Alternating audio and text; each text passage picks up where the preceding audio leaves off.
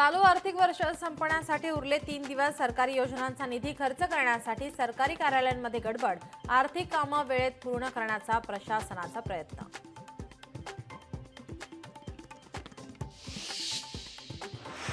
2025 मधलं पहिलं खंडग्रास सूर्यग्रहण आज भारतीय प्रमाण वेळेनुसार दुपारी 2:21 ग्रहणाला होणार सुरुवात।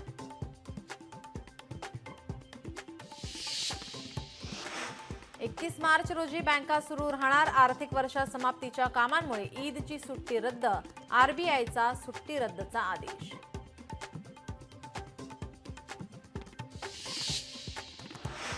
स्मार्ट सिटी प्रकल्प गुंडाळणार, केंद्र सरकारचा निधी न मिळाल्याने मालमत्ता पालिकेकडे हस्तांतर होणार, राज्य सरकारचे स्मार्ट सिटीचे मुख्य अधिकारी आणि महापालिका आयुक्तांना पत्र।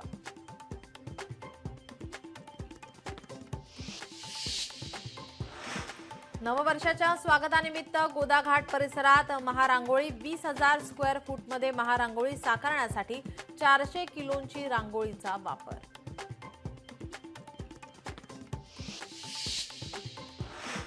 तुंगारेश्वर मंदिरात जाण्यासाठी शुल्क, भाविकांकडून जोरदार विरोध, कर रद्द करण्याची पालकमंत्र्यांकडे मागणी, तालुका प्रमुख काकासाहेब मोटींची मागणी।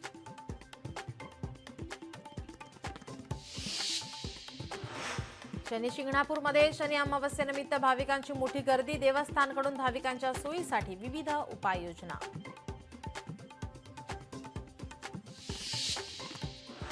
पंधरा दिवसात चिपी विमानतळाला टाळे ठोकणार, माजी आमदार वैभव नाईक यांचा इशारा, 4-5 महिन्यांपासून चिपी वरून विमान सेवा बंद।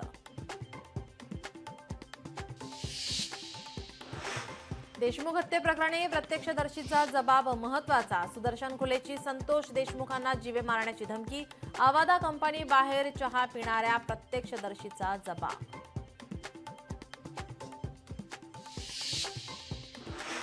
नागपूर हिंसाचारातील कथित सूत्रधार फहीम खानची पोलीस कोठडी सोमवारपर्यंत वाढवली, फहीम खान विरोधात गंभीर गुन्हे दाखल।